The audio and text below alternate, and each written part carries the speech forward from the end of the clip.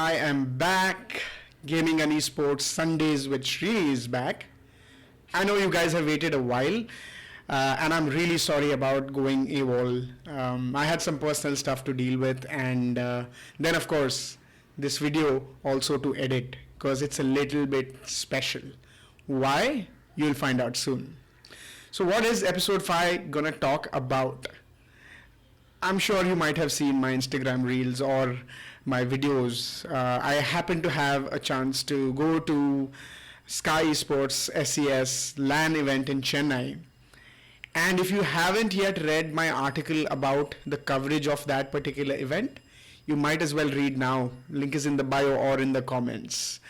I did an article with Social Samosa, which essentially covered the case study of how Sky Esports essentially managed to garner millions of audiences and at the same time doing this in a physical LAN event sort of scene.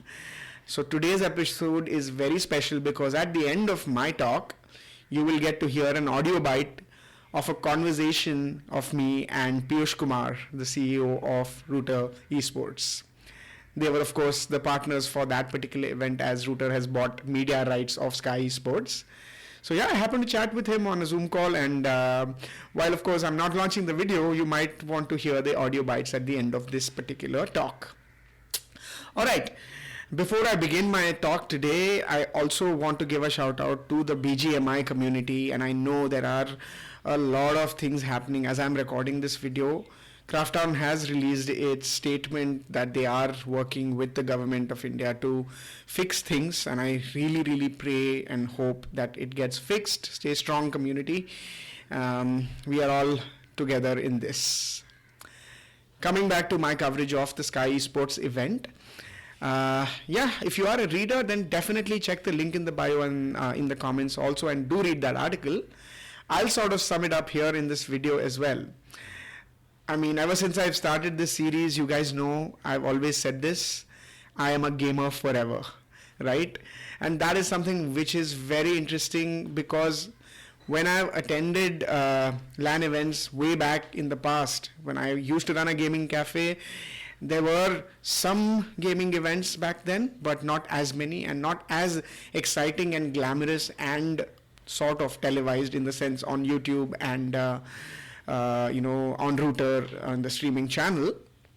In fact, now we also have a televised gaming event, and all the more reason why the country needs esports, because there's a lot of opportunity for people to make a career in this, and at the same time for brands to kind of reach newer audiences. And that's exactly why I am thinking of writing more in the space of business of esports. So that is something which I will do a lot more.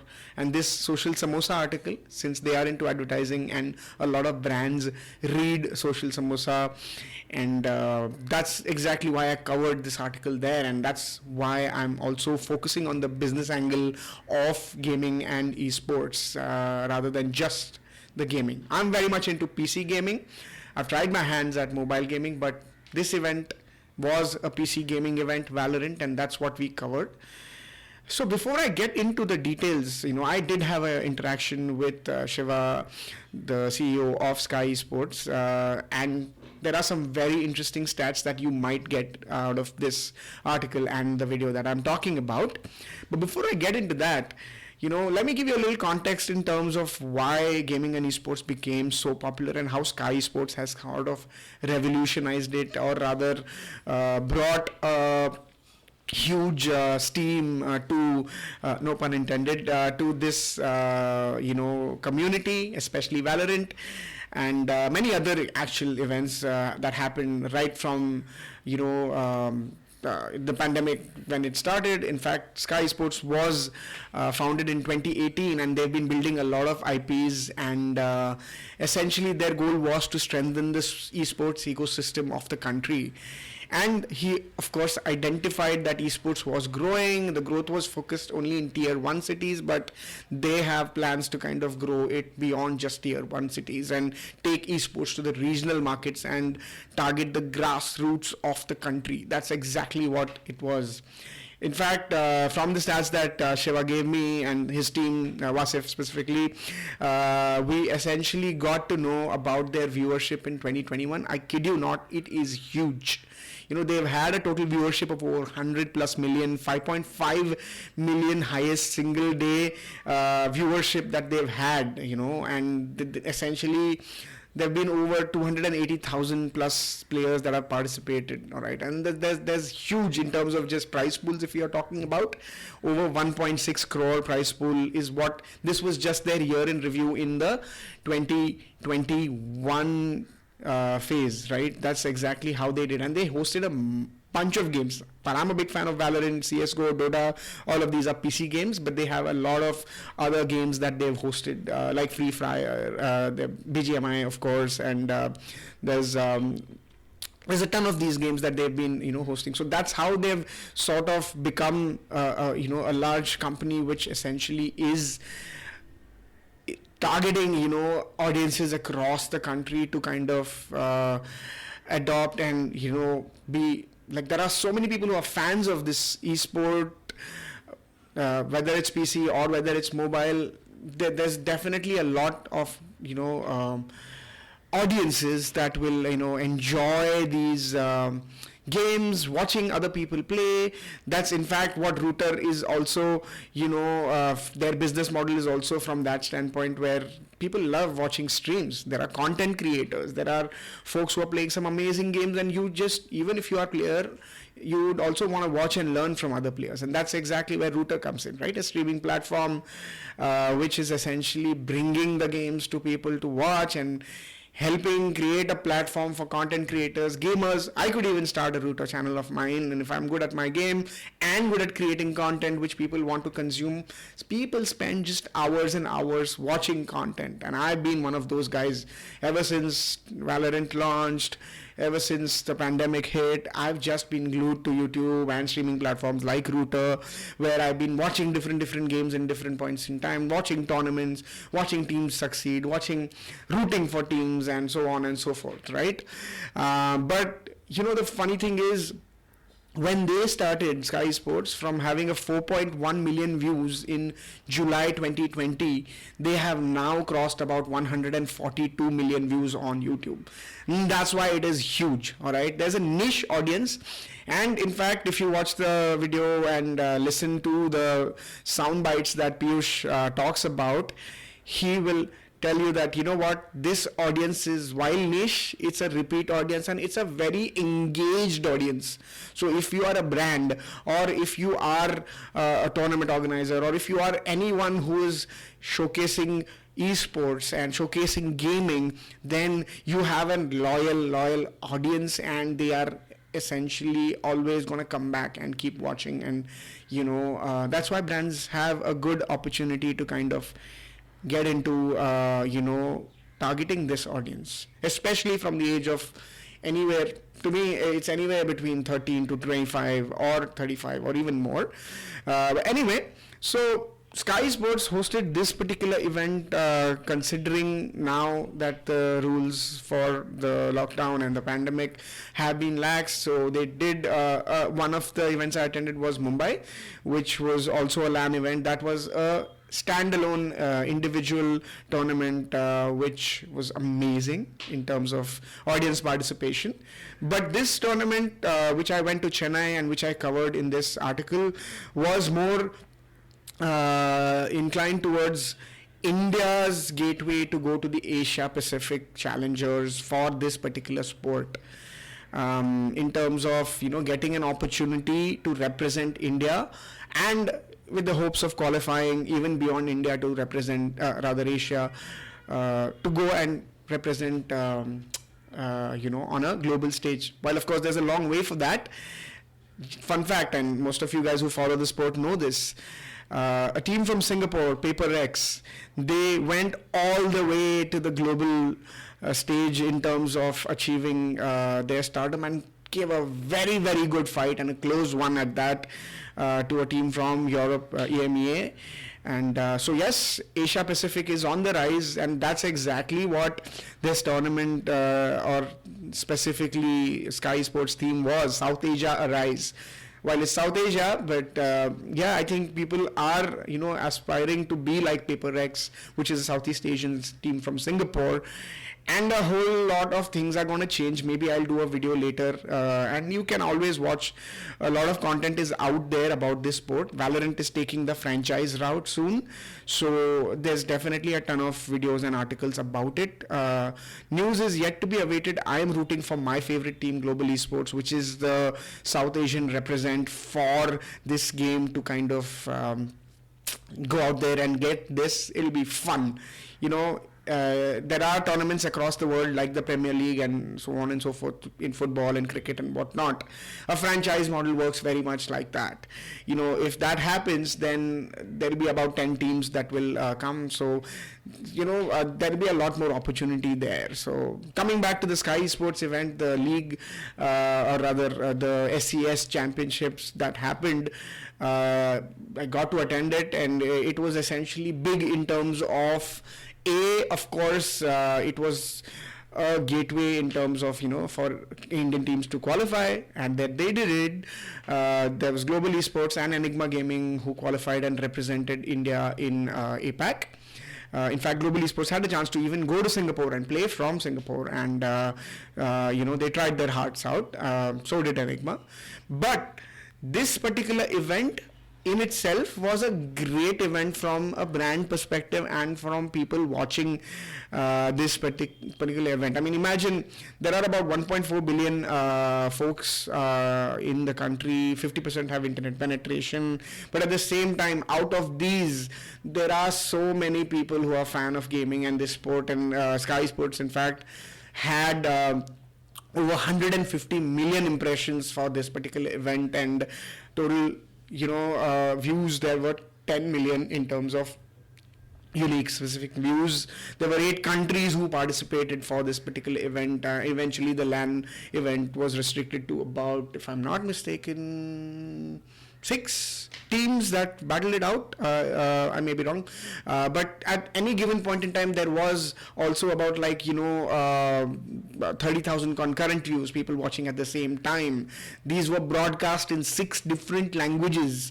And that's the kind of scale and extent we are looking at. Even though esports has a long way to go, this specific these stats make a huge case for why esports should definitely be reckoned with, and it's an opportunity and avenue for a whole new stream of people. They're not just the players.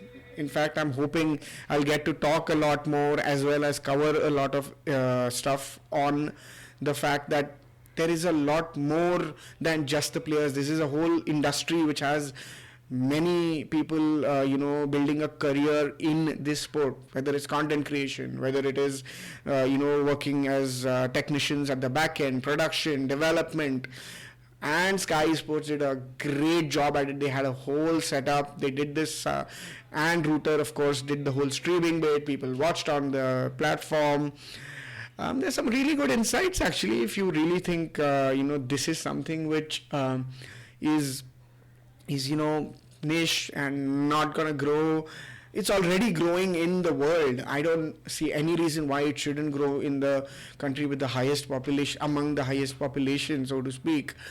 And I think, it's about time that, we get opportunities like the, BGMI Masters Championship or Masters Tournament that happened, which was televised, which means it reached a ton of people beyond just those folks who are watching on YouTube and watching on streaming platforms, right? So I think there's a lot of avenue for growth for this, and also for brands to tap into this. Sky Sports, in fact, themselves, they have worked with a ton of brands in this space. They tie up, their model itself revolves around tying up with brands and getting them to do ads in between breaks and getting them to kind of showcase their products.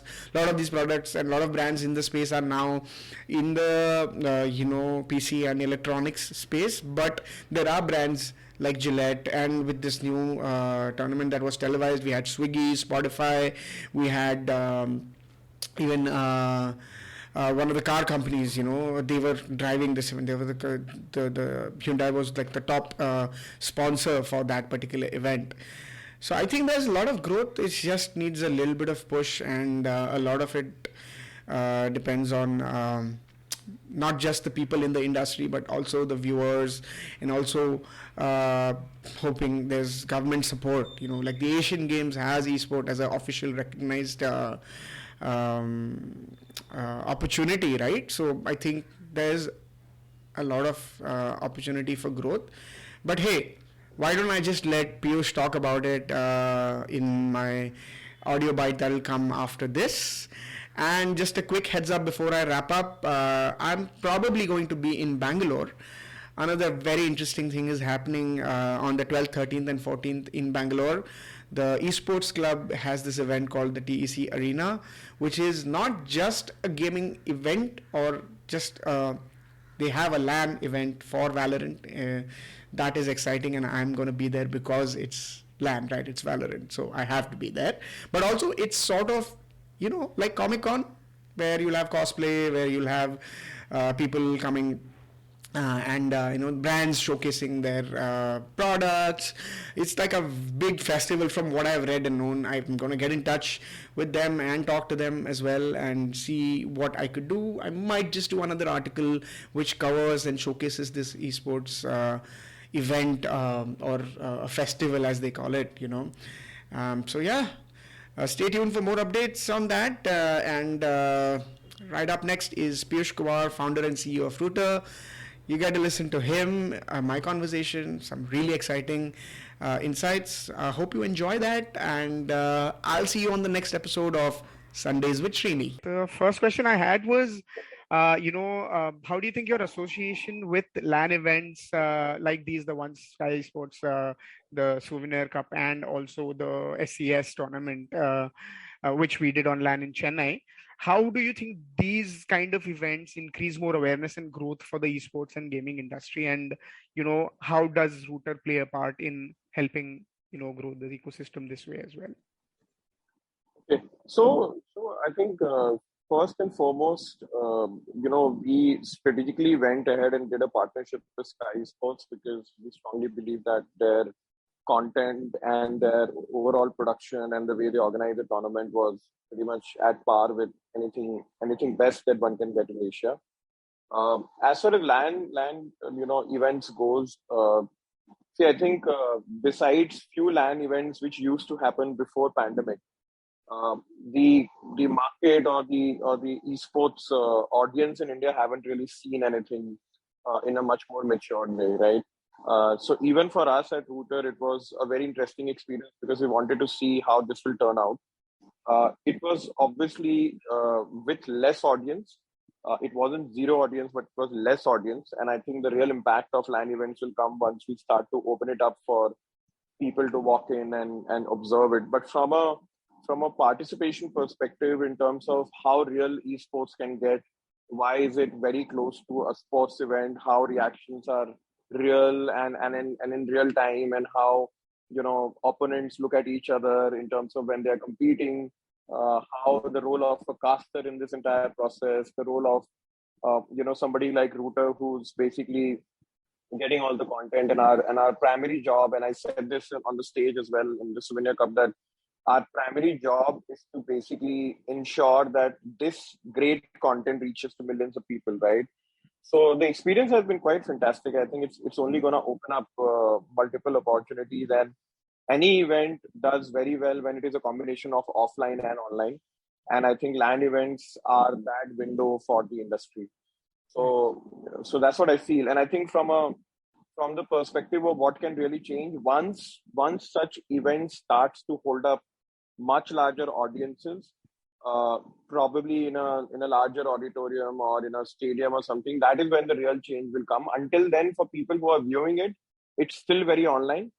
But once a large part of audience starts to kind of see it in real time, is really when the change will happen. Interesting.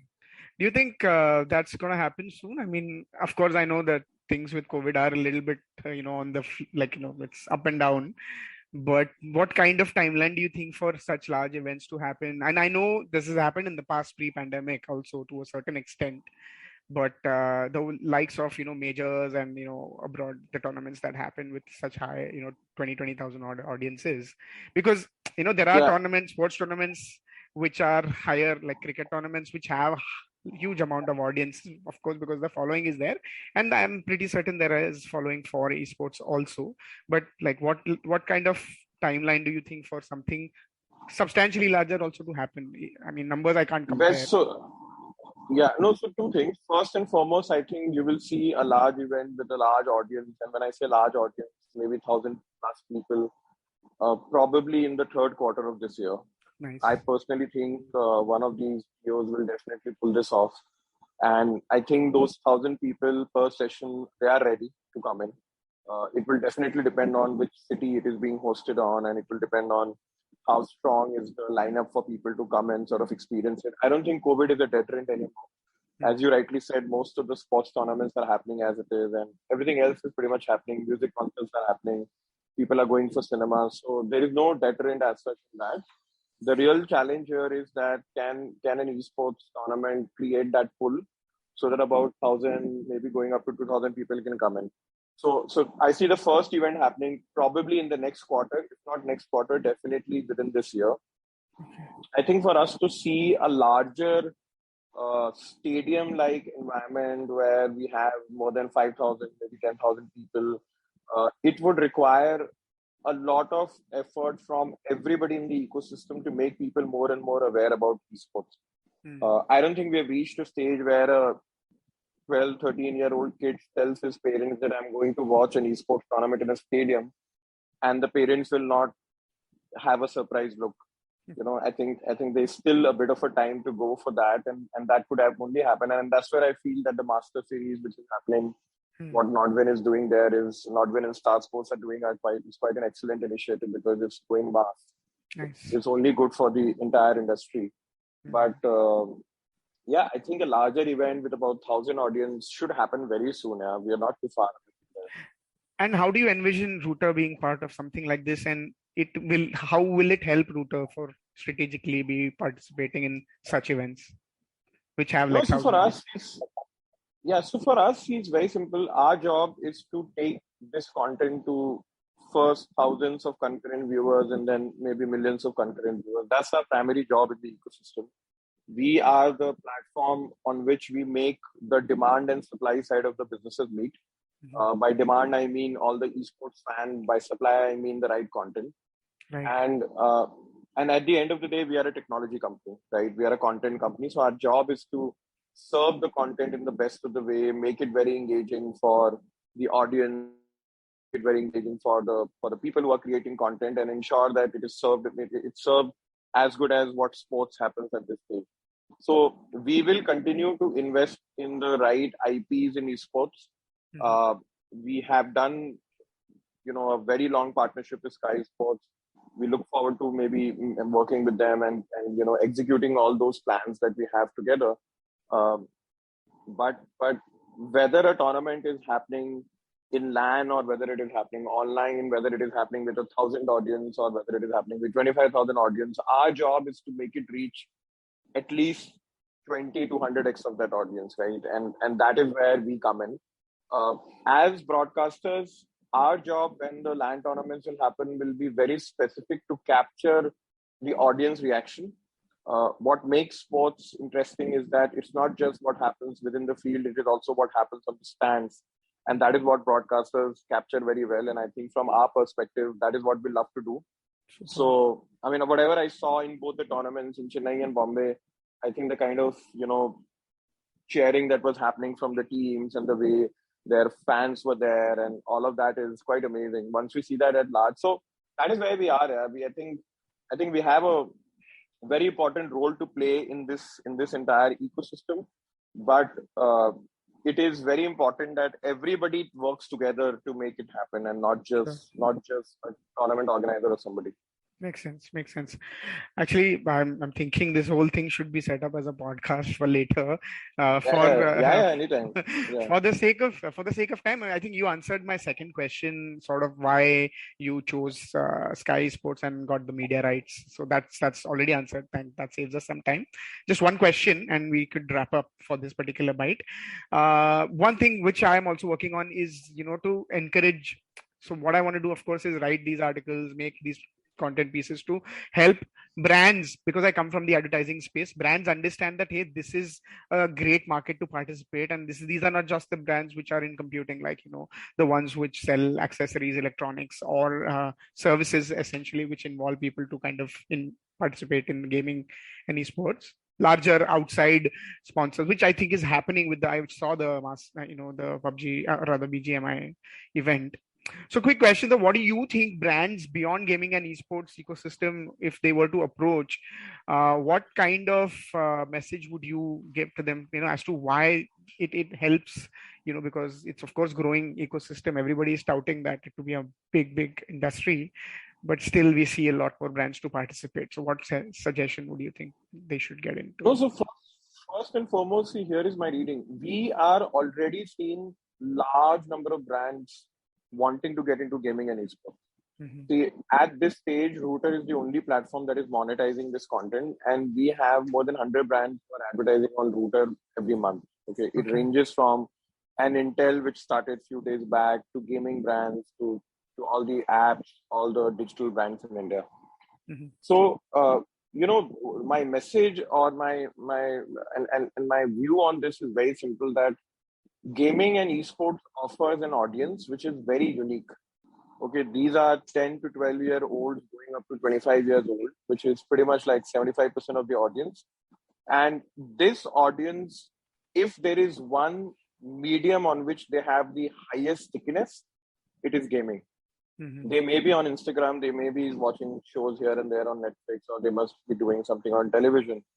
But the affinity of brands can be best built if they are seen around gaming. At this stage, if they are going for this audience, if a brand is not going for this audience, then of course it doesn't make sense.